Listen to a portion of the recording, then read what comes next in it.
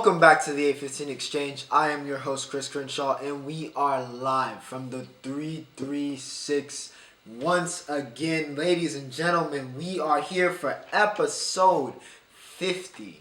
Yes, episode 50 of the 815 Exchange, and my. What a journey it's been so far. What a journey it's been. Who would have thought? We're approaching a year. I think we're 2 to 3 episodes away from a year. So that's crazy. I saw one of my videos finally hit 11th months. I think the first video, episode 1. So crazy. Very, very fortunate to be in this position. Very, very happy to see the growth of the channel, especially the past 2 weeks. It's been insane. So I appreciate you guys. Yeah, it's been wild. I've much so enjoyed doing this. This is a lot of people would classify it almost as work, but it doesn't feel like work a lot of times because of just how much fun I have making this show, how much fun I have filming the show, how much fun I have editing the show, just the whole process. I have a lot of fun with it, and if you're not having fun with it, why do it? So that's all I gotta really say about that. Appreciate all the love. Episode 50. We got a couple things to talk about. It could be another shorter episode. Last week's episode was very short, very good I feel, but very short. I think it was only 37 minutes. I think this could be another one that's about 30-something minutes, so that hurts. We're kind of hitting that dead end for sports, I guess is what you could call it. Kind of like a dead season. So we'll have less stuff to talk about. But on the other hand, I might start, bringing on, I've mentioned a couple times, guests coming back. So we'll have that to look forward to. But for now, we did still have some major events happen in sports. But before I get started with that, remember that timestamps are in the description, as always, as they have been for all 50 episodes of the 815 Exchange. Everything you want is in the description, and so are the timestamps. If you're looking for me talking about a specific topic, you want to skip to entertainment, you're ready to hear me talk about Loki or Pop Smoke's new album, whatever it is, feel free, go to the description, it's right there. Also, all of my social medias, you want to follow me on TikTok, Twitter, Snap, whatever it is, my social medias are in the description and at the end of this video in the outro. But without further ado, ladies and gentlemen, remember to like, share, and subscribe. You thought I was going to go right to the thing. No. Remember to like, share, and subscribe. I'm a YouTuber. I gotta say the whole phrase, to like, share, and subscribe, if you're enjoying the content. But yeah, no fake around this time. Without further ado, ladies and gentlemen, let's get straight to which topic shall we start off with. We're going to go straight for the big dog, right? We're going to break the ice with the NBA. We're going to talk about the finals, because I'm sure a lot of people are wondering what my thoughts are, because certain developments have occurred that have probably changed. And I made a certain tweet on the 815 Exchange account yesterday, or was it? I think it was 2 days ago when Game 5 happened, referring to that game and referring to the series. So Milwaukee gets the win over Phoenix in Game 5, 123-119. They have now won 3 straight games here in the finals. It's not looking good for Suns fans. For the Suns actual team, also for Suns fans, just for the whole Suns organization and everything that envelopes it, it's looking bad for you. It's looking real bad for you. Now I know, Devin Booker had 40 points in this game. But simply put, the Suns are getting outplayed. They are getting outplayed by the Milwaukee Bucks, which is not a phrase I thought I was going to be saying. Not that it was impossible, but it's not a phrase I thought I was going to be saying. Giannis has been the Greek Freak. Honestly, it's what I expect from him. 32 points last game. He didn't get his double-double, but this is what he does. He had that superhuman block, which was probably, I'd say, the second best block I've seen. Best block I've seen since Braun in 2006. I don't really need to say too much about the block. You already know what happened. I know there was a big discussion about which block was better. This is not me being a homer, but I feel like that's kind of obvious. You can say I can understand the Giannis's block in Game 4. That was maybe a higher degree of difficulty because he had to have the dexterity to flip around and didn't jump up, and he had to have the length, which was thankfully because of his physical gifts. He had to have the length to even pull that off. But I mean, you could also argue that LeBron having to sprint across the court and still time that block perfectly also took a lot of skill. I mean, both blocks were phenomenal. I really don't think should be a big argument. Though I would say LeBron's block is obviously bigger because it was in Game 7 and it was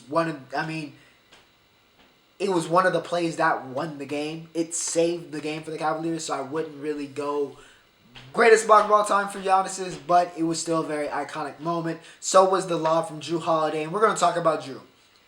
Jrue here in Game 5 was the real star. Even though Giannis led him in scoring, and Middleton also had 29, and I'll get to Middleton, Jrue Holiday had 27 and 13. Jrue Holiday and Chris Middleton have been wildly inconsistent. They've had the highs of being all-star caliber players to why are these guys, major players on a championship team? How is this possible? Why are we doing this? Right? We've had that wild, back and forth.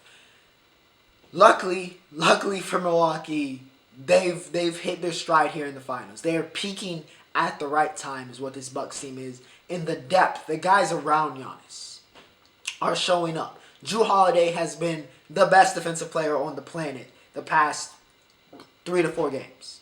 Undisputedly, the best defensive player on the planet. The way he is locking up Chris Paul and Devin Booker. It's been phenomenal to watch. He has been a lockdown defender. He hasn't shot well all the time, but he scored enough, made enough playmaking plays. He's been a great point guard. Chris Middleton has showed up. He showed up. He's getting his 20 points. He hasn't been too efficient. He hasn't shot them out of games. The Bucks also haven't relied on him as the number one option for whatever weird reason Bud loves to do that for. Middleton's not the alpha dog. But when he gets to play in this role as almost like a 3, almost as the second option here, it works. It works. Similar to what I was saying, he'd be a great third option. Middleton would be a fantastic third option on a championship team. And in this game, he kind of was. Because I'd probably put Jrue, even though you could say scoring, but in terms of importance to the team, I'd say Jrue was second, Giannis was first, and I'd put Middleton third, which is probably how it should be, and how it needs to be if the Bucks want to close this out.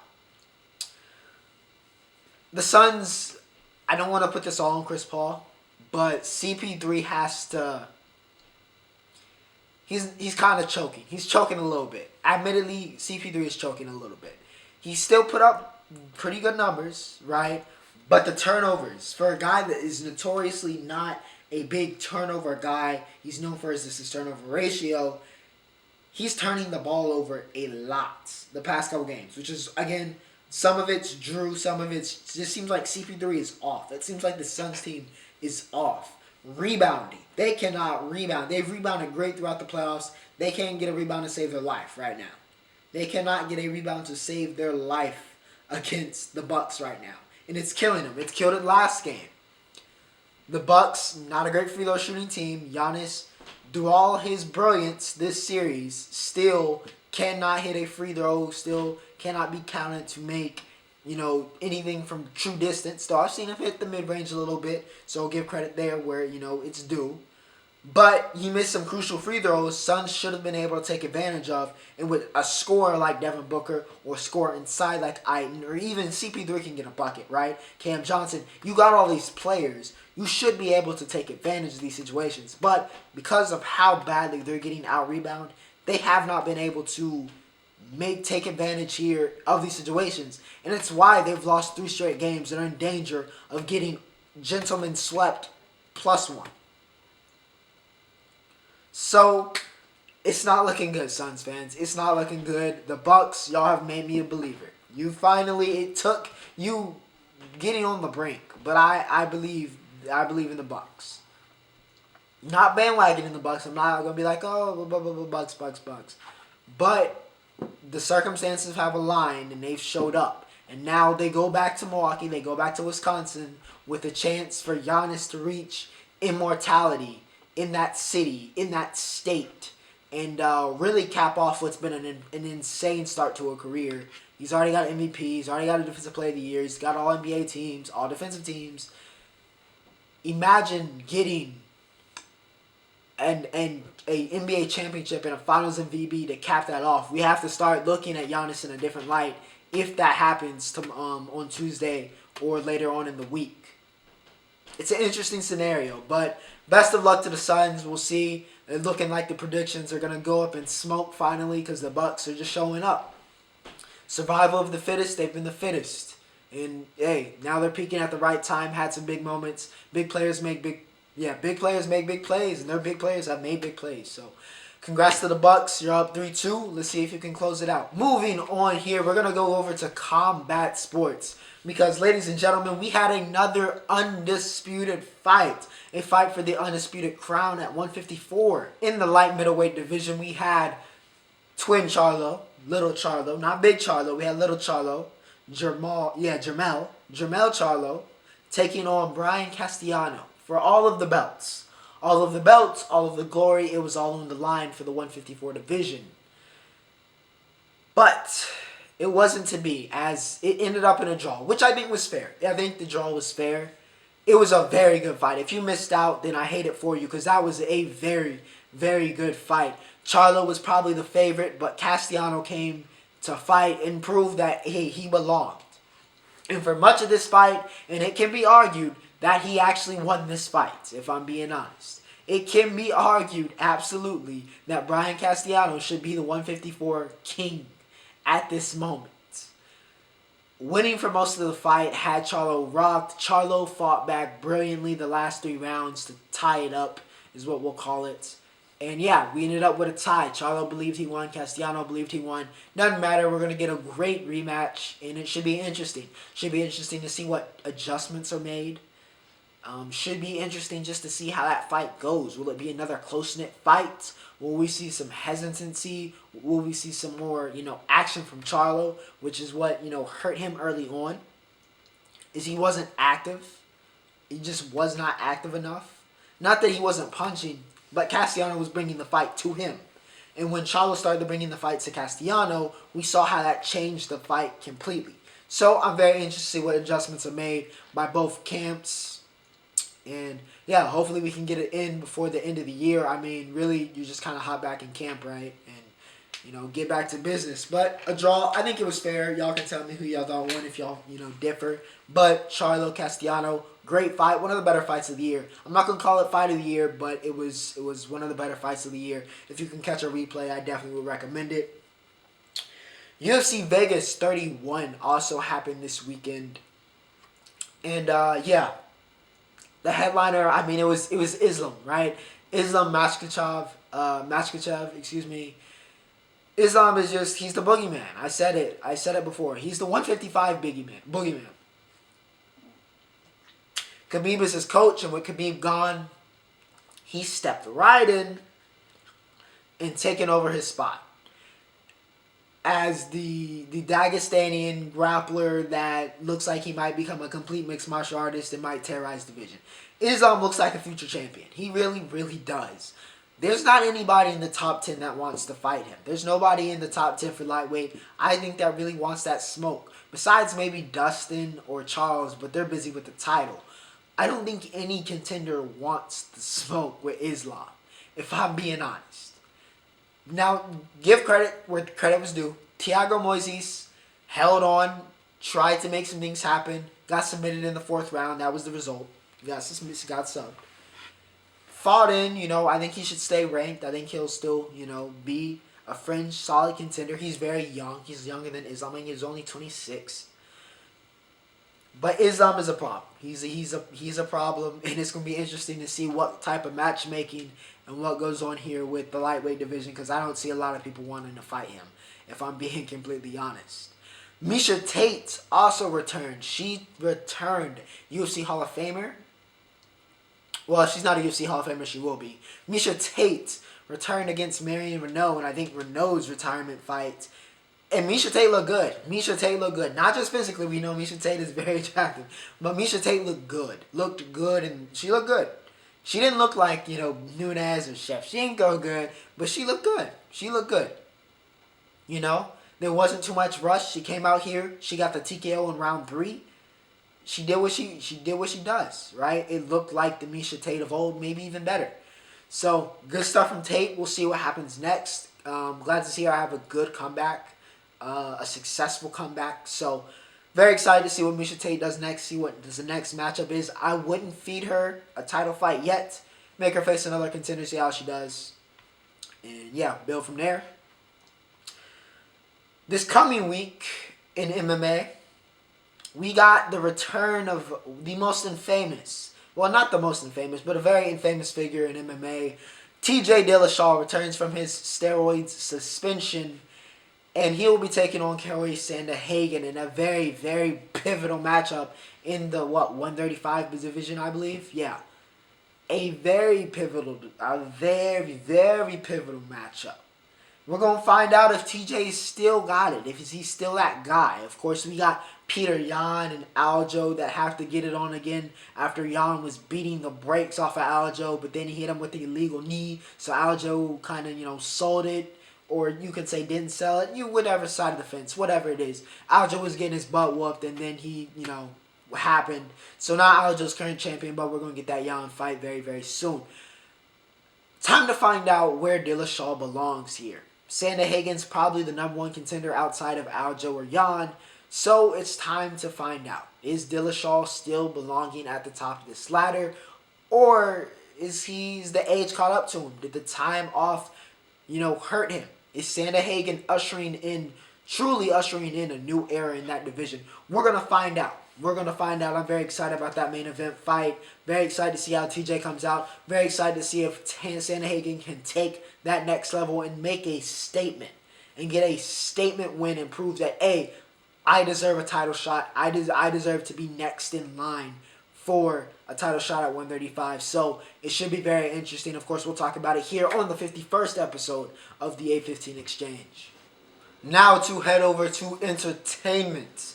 And we got a full slate. We got TV, music, and movies. We got it all this week. Loki episode 6. I'm so sad that this show is gone. I'm heartbroken, honestly. I'm really heartbroken. I am heartbroken that this show has come off. Because I could watch another 6 episodes. But nonetheless, it was a very good scene. Loki, Sylvie, Kang, Immortus. We had everybody. Mobius. Everybody showed up in episode 6. And yeah, we got the multiverse. It happened. And it's Sylvie's fault. We had Loki and Sylvie have a very emotional moment. It was inevitable. They showed up. They found Kang, or Immortus, or Nathaniel. I don't know which one you want to call him. I'll call him Immortus because this is what this character was. It was Immortus, even though it's Kang. It's Nathaniel Richards, right? It's Nathaniel Richards. It's Mortis. They found him, went to his lair, did the battle. They kissed. They finally had that moment of love. They realized that they were in love with each other, or finally at least admitted it affectionately. But Sylvie, caught in her ideas, betrays Loki, because of course Loki is going to betray Loki. It's what the entire show was about, betrayal. And Sylvie betrayed Loki. She sent him back to what we found out was the wrong timeline, or at least the timeline in which Kang the Conqueror had appeared and has taken over the TVA. We saw Kang at the end there in that end sequence after we saw where Loki got sent. Mobius doesn't remember him. Ramona doesn't remember him. It's all bad. It's all bad. Sylvie stood there with the dead Immortus that she killed and watched the rest of the universe just kind of disintegrate into different branches. So now we've set up Doctor Strange's new movie. We've set up Spider-Man No Way Home, even though, man, we really need a trailer for that. I really would like a trailer. Listen, Marvel, I don't know about you, but I would like a trailer. I think everybody else would like a trailer also. If you could do that, you could hook that up for us, that'd be great. But Jonathan Majors, I have to give a shout out to Jonathan Majors. He was great as Kang / Immortus / just Nate. He was great. He was a very menacing villain. Honestly, it was almost more frightening than Thanos, with all due respect. Just because of it was also inevitability, right? Immortus, or Kang in this case, was inevitable. If this was going to happen, he said what was going to happen, and it happened. He just kind of was all knowing. He had the powers. That device, wrist bracelet, that was cool. The whole animation, that was very well done. The budget for this episode was insane. They did a great job with that. Yeah, Tom was great. Sophia was great. Everybody was great. Great job with the entire series. It was possibly my favorite of the three. And I liked all three very, very highly. I loved WandaVision. I loved Falcon and the Winter Soldier. And I absolutely loved Loki. As they said there was going to be a season 2. So very excited about that. Very excited to see what happens to Loki and Sylvie and the rest of the gang, Mobius. And what happens from, here on out. It should be interesting. Should be interesting. I can't wait for the next property to come out. Hopefully get a trailer soon, like I said, for Spider-Man. Because we need it. Now, technically, the next property that came out was Black Widow. But I didn't watch it until this week. It was a solid film. It was a solid film. It was a nice going-away party for Scarlet and for Nat as a character. Even though I'm sure she'll still be, mentioned here and there and all that type of stuff, because nobody's ever really, Tony's still mentioned, Steve's still mentioned, all that type of stuff. It happens, right? They're not just going to be like, oh, I forgot about Nat. But it was interesting. It was an interesting movie. Dreykov was a horrible villain. Like, a horrible. Just not saying he was like a horrible, like, villain in terms of, like, the movie, but in terms of, like, his moral standards. Like, the actual character was just bad. He was a terrible person. It felt kind of Weinstein, Harvey Weinstein. Yeah, it felt kind of like that. It was very creepy. Dude was a creep. So, yeah, justifiably so. Interesting what they did with Taskmaster. I don't think that's the normal kind of setup for Taskmaster. But him being, of course, spoiler alert on all of this. I forgot to say it, but spoiler alert. Taskmaster is Dreykov's daughter that Nat blew up in Budapest. The first time around when she was defecting from S.H.I.E.L.D. Well, defecting from the Widows to S.H.I.E.L.D., right? Interesting choice. Interesting choice. It made sense in the narrative, but it was an interesting choice. Taskmaster, like in fighting sense, was very perfectly well done. But, yeah, interesting. I feel like they could have done some drawbacks since she fought like the different Avengers. Red Guardian, shout out to David Harbour. Shout out to Florence Pugh. Yeah, shout out to everybody. Yelena, Melina, Alexi, they were all very, very, very, very well done. Love seeing them. Would love to see them come back, especially since I guess Yelena is now Black Widow since Nat is, dead. We saw that at the end. She came up. I guess she's gonna be in the Hawkeye series. So we'll see how she deals with Kate Bishop and Clint Barton, since she's now led to believe that Clint Barton is the one that killed Nat. So interesting scenarios branching off here from Black Widow. It was a good movie though. It was a solid movie. Like I said, good send off for Nat. The four core of the Black Widow family, or whatever you want to call it, Nat's family. Even though it's not really her family, but her family were very well done. They did great. Dreykov was alright. But he was a horrible person, so I guess that, made sense for, his demise. We'll see what happens. There's a bunch of Black Widows running around, so we'll see how that factors in. But yeah, a lot of different things to come out of that. But yeah, shout out to Scarlett. She was a great Black Widow. She was a great actress. She was a great part of the MCU, and she'll be missed. Another person that will be missed and is currently missed is Pop Smoke. His posthumous album, Faith, came out. I don't know how to approach this. I'm going to try to figure something out on the fly here, because I've had various reports come out about this album. I listened to it. It was okay. I'm not going to do a rating because I feel like that's just wrong because of the circumstances around the album. But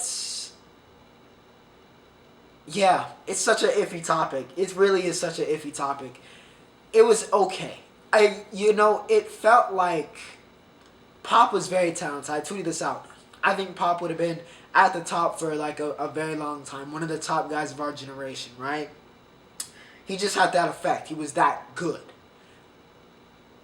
This album felt like it didn't have the same soul that the rest of his albums have. It just didn't have that same feeling, you know what I mean? It didn't have that same, like, it was Pop, but it wasn't really Pop. You know what I mean? It wasn't Pop Smoke. It was Pop Smoke. It was his voice. It was his recordings, but it didn't feel authentic. And I think that's what was missing. It just didn't feel like it had a soul. There was a bunch of features because my thing is, and what a lot of people, and it seems like it's the case, is I get that you want to, some of you want to make more music for the fans and get that out. Some of you want to make a bunch of money, right? And this felt like a little bit of a cash grab. Like, I don't want to see another Pop Smoke album after this. I don't. I don't think there should be another one. If you needed this many features to make the album, there's clearly not 300 songs or whatever they said was in the vault. There's clearly not that many.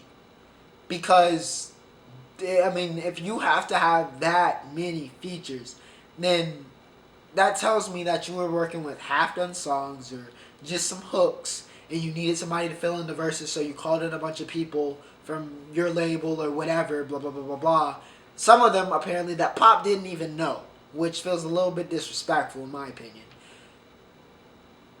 And you brought them on, and you had them on the album, right? It just doesn't feel right, Even the songs that I enjoyed, that I put in my playlist, I might end up deleting, because I don't feel right about this album. I'm not going to do a review. It was solid, but it just wasn't, it didn't feel the same. It didn't feel the same, and with all the reports coming out, it's not looking good. But yeah, Faith, Pop Smoke. If you miss Pop, listen to it, right? I mean, it still is Pop Smoke, but if you listen to it, you're a Pop fan, you'll understand. But yeah, rest in peace, Pop. Hate to see.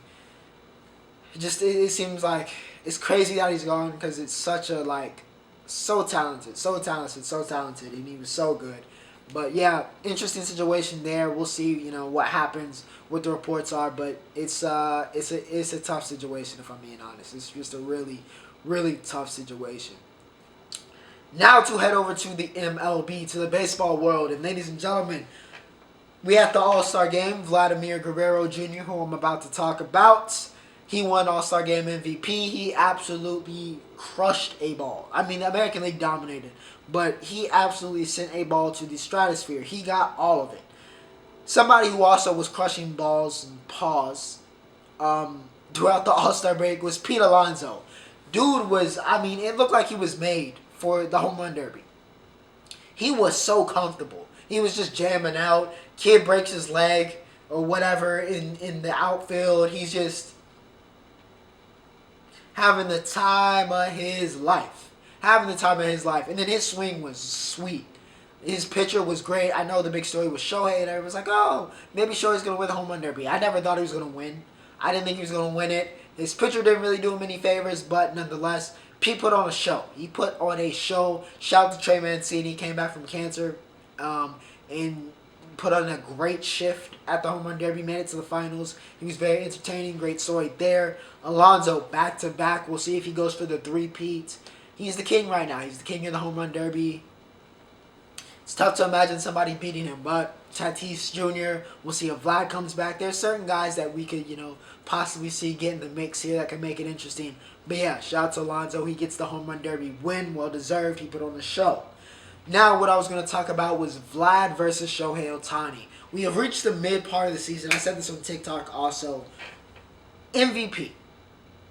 It's shaping up to be a historic MVP race. You have, in one corner, the prodigal son. Former number 1 overall prospect, Vladimir Guerrero Jr.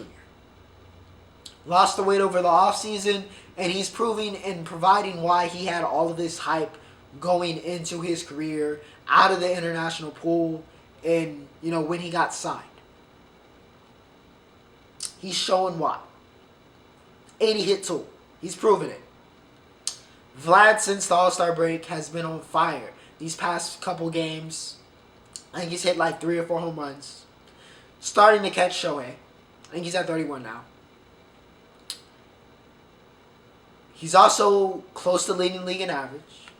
He leads the league in RBIs. No, he does lead the league in average, right? He leads the American League in average, I believe. Leads them in RBIs. He leads them in slugging percentage. There's a bunch of different categories. He leads the American League in. The man is competing for the Triple Crown, is what I'm trying to say. Normally, that's a shoo-in. That is an automatic MVP win. However, in the other corner, we have this generational, he's not generational, a once-in-a-lifetime player. A player in which we've never seen the likes of. He's a creative player. That's the best way I described him on TikTok. He's a creative player. He's like if you turn 99s, like when you were a kid and you made this all 99 player, that's Shohei Ohtani. He can hit for average. He can hit for power. Hence, he's leading the league in home runs. He can run. He's fast. Near speedster, honestly. He steals bases. Honestly, if they let him defend more and get out in the field, and they played him, I don't know what, outfielder or first base, he'd probably be a great defensive player too at this point. He can pitch, throws 100. He's a great starting pitcher. There's nothing it seems like Shohei Ohtani can't do. He's Clark Kent in the flesh. Kal-El. Japanese Superman. He's unbelievable. He's the biggest story in baseball. Well-deservedly so. Somehow even overshadowing the fact that the Angels, his team, have the best player of our generation in Mike Trout. A guy that's a shoo-in Hall of Famer. A guy many consider a guy that's going to be one of the greatest of all time. And Ohtani is overshadowing him based off of this season. It's hard to not give a guy that might hit maybe 50 home runs, hit 270, probably almost or around over, actually probably over 100 RBIs this season, and he still might have an under 3 or an under 3.5 ERA with a couple wins, nearing about 10 wins. How do you not give that guy the MVP? How do you not give that guy the MVP? So it's a very interesting discussion. It's an interesting race. God willing, they both stay healthy because it's great for the game. It's been great for baseball this season. Between Vlad Jr. and Shohei, two great human beings, first off, but also two very worthy MVP candidates, right? If either guy won, I really wouldn't have any complaints. But it's the Triple Crown possibly versus the best two-way player to ever live. I know Babe Ruth, I'm a Yankees fan, right? I get it, Babe, one of the greatest of all time. But he never did it at the same level at the same time, right? That's what Shohei's doing. That's the difference. So how do you choose? Who do you guys think is the MVP? You can leave it below, my baseball fans. Would you pick Vladdy? Would you pick Shohei at this point in time? Who do you think is going to win? Will it be somebody else? That's also possible. But yeah. Padres, Nats. Of course, we had the big gun thing. So shout out to all the safety precautions, all the safety personnel. The Padres fans, I know Tatis helped some people out, I heard. So shout out to all of them for helping clear that situation up. That's a horrible situation. You never want to hear anything about gun violence, especially outside of a baseball game. Why? But nonetheless, they had that situation, and why that wasn't happening, the Padres were beating the brakes off of the Nats. They scored 24 runs in a game. I think it was 24-1 or something like that, 24-5. Listen, they beat the crap out of them. The Nats pitching had no answers for the Padres offense. They scored 10 runs in the game. They got shortened because of the gun violence, or for the shooting, excuse me. They ended up scoring 10 runs in that game the next day. They obliterated the Nats. This Padres team, I think, is very dangerous. I think they're very, very dangerous. Tatis is, of course, an MVP candidate. If he can stay healthy or get, even healthier than he is, they're gonna be a problem. They're gonna be a problem. I truly believe that this Padres team can be a problem. But yeah, they beat the crap out of the Nats, and that was that. And now, ladies and gentlemen, with all my major topics covered, we're gonna go into a very large roundup here for episode 50. So let us begin. We're going to start with Copa America. USA. Team USA off to a good start. We won our group. Beat Canada yesterday. Daryl DK has looked very, very good. Looking like he's the answer. Though he didn't have a great game yesterday. None of the young players, if I'm being honest, really had a good game. We actually just didn't play good at all yesterday, if I'm being honest. Besides Miles Robinson and that defense, they showed out. They showed out. Shout out to Miles Robinson and the rest of the defenders, Vines, all those guys. They showed out. But we didn't have a great game. Scored the fastest goal in American history, though. So we got that. Shout out to Shaq Moore. But like I was saying, Mexico, very interesting situation there. They went to the brink versus El Salvador. Chucky Lozano got hurt. A lot of the superstars are gone. I don't think that takes away. It takes away a little bit from the tournament, but it's still like you want to win. You want to win this. You want to win this tournament. Nonetheless, despite, however many stars from all of these teams that are not there, and they may be the B or C teams, we want to win the Gold Cup. these guys have something to play for, right? They're trying to make this Olympic team, well, not the Olympic team, we didn't make the Olympics. They're trying to make this World Cup team next year, right? They're trying to make it so they got something to prove. But the young guys, they've looked good. Besides against Martinique, though, and like Haiti, but nonetheless, they look good. They look good. They looked developing, Busio, all those guys, they look good. But gotta show that they can do it against the comp. We didn't really show it yesterday, even though we got the win. We have to play better. So interesting scenarios going on in the Copa America. What else? What else? What else? What else? Colin Morikawa won the Open Championship with a 15 under. He was great all tournament long. Him and Jordan Spieth, honestly, were the class. Spieth finished second. Spieth had a great tournament. Glad to see him get back on track. But yeah, Morikawa, he was on another level, man. He was just on another level. He gets his second major win, very young. A guy that's going to be around, I think, for a little bit in the golf game. Could be one of the top guys for sure. And yeah, big step toward that by winning the Open Championship here. Lewis Hamilton wins the British Grand Prix over Charles LeBlanc. He had the incident with Max, who has been, dominant the past couple weeks, if I'm being honest. Max has been the class of F1, but Louis got back on the board here. He did get in that accident with Max. We can have a little bit of a controversy about that, but nonetheless, it is what it is. Lewis gets the win in gets the win on home soil, I think, for the 8th time. Good to see him get back on track. I think he moved within single digits of Max for the lead here in F1. But yeah, it was a great race. He passed LeBlanc, I think, with 2 laps to go. Hunted him down. So yeah, very, very good race. Malachi Nelson, the number 5 player in the country in 2023.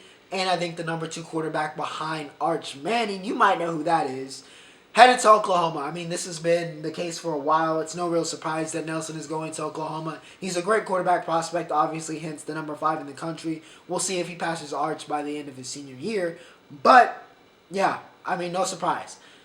Oklahoma gets a number 1 quarterback or number 2 quarterback in the class, it seems like every other year. Because it is every other year. They're on this run now of Baker, to Kyler, to Jalen, to Spencer, to Caleb Williams, and now it'll be to Malachi Nelson. Also, I'm gonna say it. It feels like Lincoln has a type, but it works. It works. It feels like he has a type of quarterback that he likes, but it works. It works. He's produced number 1 overall picks, starting quarterbacks, MVP candidates, future MVP candidates. Franchise savers, so why not go to Oklahoma at this point? If you're a quarterback prospect and you get an O from Oklahoma and there's nobody else coming in your class, why not? Why not go to Oklahoma and play for Lincoln Riley? So, yeah, shout out to Oklahoma. They get a big pick up there, Malachi Nelson. He's been a silent commit for a while, but good to see it finally happen. Peach Jam is going on for the high schoolers. High school basketball, felt that a little bit. DJ Wagner been doing his thing. Amani's had some games here and there. Team final looks like the team to beat, though. Jalen Duran, Derek Lively. That's going to be too much, I think, for everybody. Strive for Greatness has had some moments here and there, but I think they just got knocked out. So we'll see what happens with the rest in Peach Jam. I'll probably talk about the finals next week. What else? The Olympics. Oh, yeah, that big thing.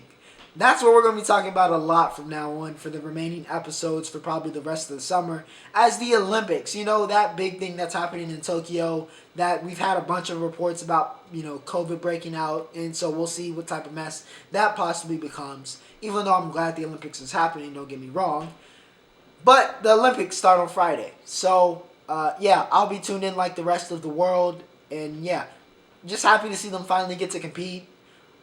Really want to see, how our athletes do. Hopefully we win the medal count. I know Russia won last time. Hopefully we take it home this time. But, excited to see this next generation. This is the first chance for this next generation, besides, I guess, the World Championships that they've already started. It's the first chance for this next generation, my generation of track and field athletes and the rest of the Olympics of my generation. First chance for us to really get it on the big stage. Of the Olympics, to really showcase our talents and become superstars. So I'm very excited for all of my comrades. I don't know why I said comrades, but the rest of my generation, the rest of those guys, and all those women and men competing. So good luck. Go USA. Go Team USA. It's the only time of the year that our country is united. So let's enjoy it. The Olympics are back, and I can't wait. But yeah, we'll see what the COVID situation is. I've heard they're cardboard beds for refrain from sexual activity. These are professional athletes. They're gonna bang regardless. So that was ridiculous if that's true. But yeah, nonetheless, episode 50. I think it ended up being a little bit longer than last episode. But yeah, thank you guys. Episode 50. Who would have thought? Who would have thought? I mean, I had a lot of belief, and I still do have a lot of belief in this show. So maybe I envision episode 50, but yeah, it's here. It's crazy to think I've almost been doing this for a year. So appreciate all the love. I appreciate all the love recently, especially y'all been going crazy. We're almost at 100 subscribers, so that's crazy compared to what a month ago I was at 20 something. So very happy about that. But without further ado, ladies and gentlemen, Ocho signing off.